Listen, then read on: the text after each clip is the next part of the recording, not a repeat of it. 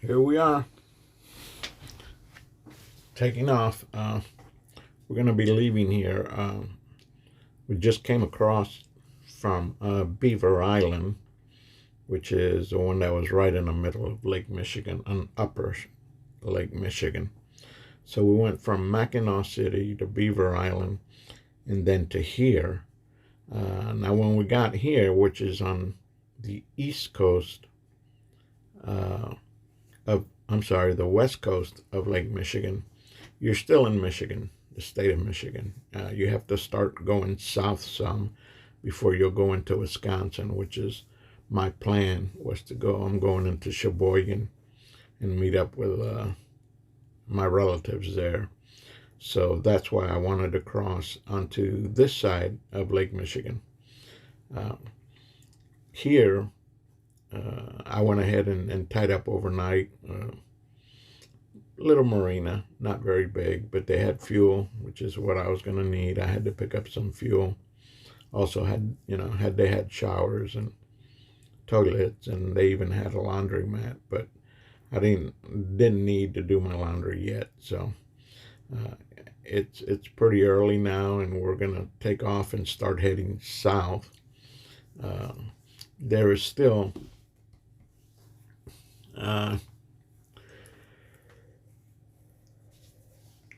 I would have to say I think there was probably 4, maybe 5 islands, which kind of divided Lake Michigan, and we're going into Green Bay, the bay itself, not the city. So when I get into Wisconsin, the first place we're gonna be at is gonna be in Green Bay. I decided to go in through the bay instead of going out on the lake, thinking it might be a little bit better as far weather-wise. So it's just about the same. The distance is the same. The only difference is I would be going down the bay, Green Bay, until I get to Sturgeon Bay, and there I can cut across and get back into Lake Michigan and continue heading south. But like I said, we stayed here overnight. Pretty nice marina. Enjoyed it. And now we're gonna start heading south. This is the last lake we're gonna have to run into. After this, when we get down to Chicago, we'll be going into the Illinois River. One of the places that I looked up and see how far I was going to travel today is there's, like I said, several little islands heading south from here before you actually get into Green Bay. But I've decided I'm going to go ahead and run all the way to Washington, which is Washington Island. That's about the very last island before you start going into Green Bay. I figured I'll just stay there overnight, depending on weather and weather permitting. I'm not sure exactly what kind of weather we're going to go through today, but if it's been like all the other days, Lake Michigan, and the upper part of Lake Michigan, has not been good at all. Most of the days have been kind of rough. All the lakes were kind of rough anyway, but they're not comfortable. I used to think that was the way to go, that I was going to probably end up having a nice, pleasant trip going through the lakes, and that wasn't the case. For the most part, I think I only had one day on Lake Erie where the water was nice, calm, and smooth. Lake Huron, Lake Michigan, so far, I've kind of been fighting wakes, winds, and I can understand now why they say how these lakes can get pretty nasty pretty quick. Uh, I spent more time going back and sitting around in the bays and stuff, or in little harbors, just waiting for the weather to get good so that I can take off. So, uh, but I mean, it's not rough where I'm saying that, uh, it wasn't manageable. It was manageable, but you were getting beat up the whole time. You're making the run. So I think uh, I think probably once I get down to Chicago and into the river, uh, I should be traveling much easier, much better. I'll also be heading uh, downriver, uh, so I'll be going with the current, and that should help me. Uh, Probably fuel wise, it should help me pretty good. But until we get there, I can't say for sure. But here we go, and uh, I'll be getting out here pretty shortly and finding out whether I'm gonna turn around and go back or just head to Washington Island. They did say Washington Island is a pretty nice little place. Uh, they have a nice little cove area where they have a. It's not a whole big deal as far as a marina or anything like that. They didn't have no showers. They don't have any showers or anything like that. But it was cheap. I think it was like $11 to stay there overnight. So that wasn't bad at all. At least you're in a protective water area in case rain or storm or the wind picks up. At least you're in a little cove area. And right across from there also was Rock Island. Uh, that was pretty much uh, inhabited, I should say, but it has a very beautiful beach, and they actually have quite a few ferries that go across every day from Washington Island to Rock Island. It was a very unique building that was built by the original owner that owned Rock Island, uh, and they also built a lighthouse on there that also looks pretty unique. So that was good to see. And as you can see here, once we get on the other opposite side of this lighthouse, we'll be out of the breaker wall, and then we'll find out, what kind of weather we're gonna get into. And like I said, if it's bumpy, a little bumpy, well, I can handle that. It's just not comfortable, but it's still doable, and we're gonna keep going. As you can see, we're starting to go up and down a little bit more than when we originally just took off. And that's because we're getting back out into open water or the lake. Like I said, the lakes, I guess, are okay as long as you watch your weather before you take off, and be prepared to come back at any time, because the weather can change pretty good. You can see the clouds out there. We might even get a small shower or something like that as we're out there, but as long as the waves are doing okay, the wind, I can fight the wind. That's not a big deal. The biggest thing is the waves, because you're bouncing up and down all the time, and it takes its toll on you. Um, but other than that, hopefully we're gonna have a good day. And like I said, we're gonna end up going. Actually, we should be going out of the state of Michigan and into the state of Wisconsin. And I decided not to go on the Michigan Lake side. I decided to go into Green Bay itself, and hopefully maybe a little bit better weather. Not get beat up as bad as I'm getting beat up right now on Lake Michigan. Um, I guess out of all three lakes, Lake Erie was also pretty rough, mainly because they said it's also the shallowest lake. And the shallower the lake, the rougher the wakes get, and the shorter they get. So when you're trying to go over one wake, you're hitting another wake as you're coming down, and that's what creates that bouncing action that you get, the banging of one, the boat hull hitting one wake.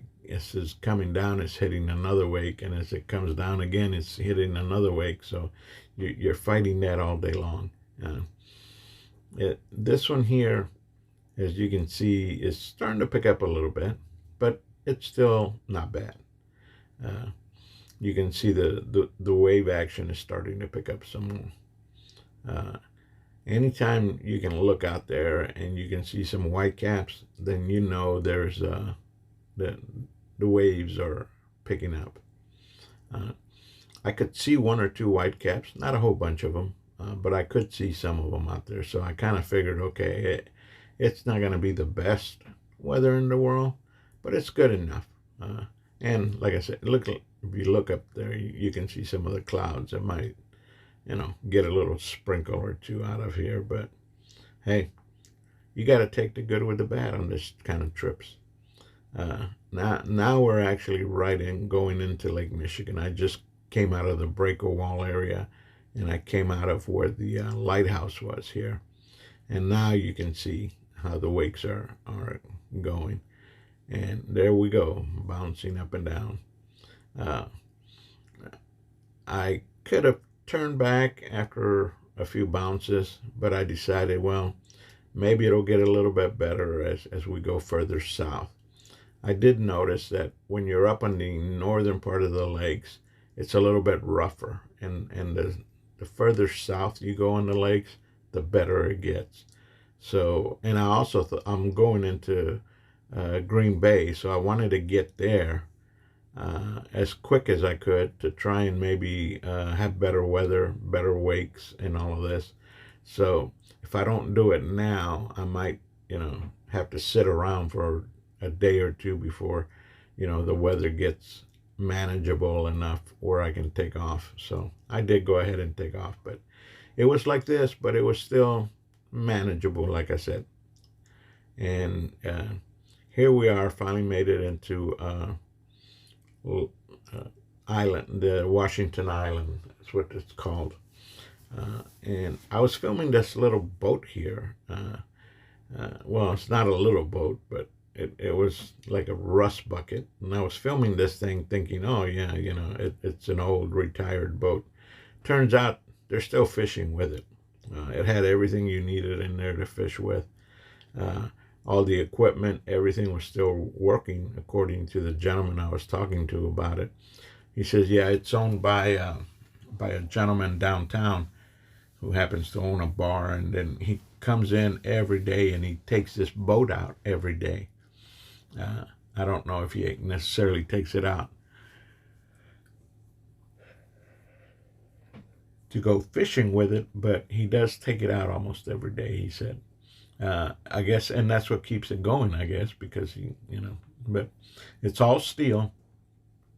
It looks like, when I first saw it, I thought, okay, this must be a retired fishing boat, and they got it sitting here so you can look at it and see what it used to look like, or what it was to go out fishing.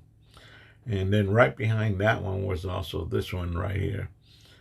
This one was the top part was made out of wood, and that was even this one was running. They said they take that out, and here we are at the marina, and I think, if I'm not mistaken, it was the Jefferson Cove or Jefferson Inlet where we were at. And here's an old wooden boat, fishing boat. And also they said it was used by the Coast Guard to go out and rescue people.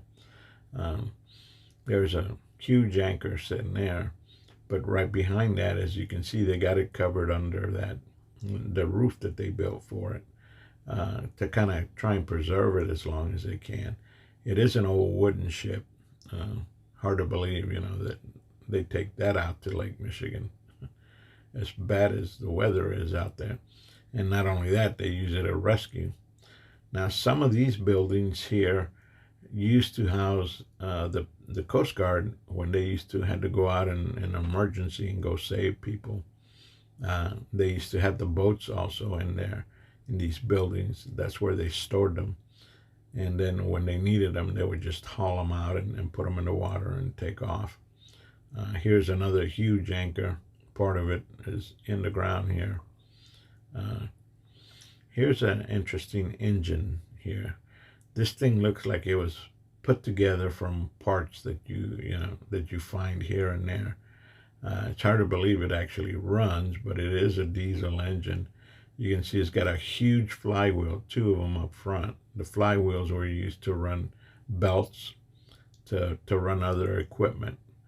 Um, it is a four-cylinder motor, and you can see there's your how you control the stop, slow down, go as fast as you can, or you know the guy. And you can see that this is just a box that they built, and it looks like it's got regular house switches on there. So it looks like, okay, we can always use this part and this part and this part and make it run. um, and it's pretty amazing to look at it and say, God, I can't believe that this thing actually ran or anything. As you can see there, there's a shaft coming out from down there. And that box that you're looking at right there, that box is actually the transmission. Uh, that was it. I don't know. I didn't open it to see how it actually works, but that box there was the transmission that made the propeller go forward or go in reverse. There's a shaft that attached to to that part of the engine. And as you can see, the cylinders down here, they had these ports where they could open up and go into the into each of the exhaust cylinders up for each of the if you had to, I guess, bleed the exhaust ports and their clean out. So you would open those up and you would clean out the exhaust port there. So it's pretty interesting to see. Um, like I said, it's looks like it was just put together with a bunch of parts, plumbing parts and things like that. But it ran. At one time it did. I don't know whether it actually they could even get it to run again. But here's the big flywheels that were attached to it. And what they used to do is run big belts from around there. It would turn the belts, and it could turn uh, other equipment that you might have attached to it. So a lot of reasons you could use it for. Here's the little cove where we were in, and it was pretty calm the whole time. There was some bad weather while I was here. I actually stayed here 2 days because there was some bad weather, but it started getting a little bit better, and decided to go ahead and take off into Green Bay, which is going to be my next stop. Here's that boat there again from a distance. I figured you could see it a little bit better this way, but and here's where I tied up for the couple days that I was here. So I went ahead and uh, took off.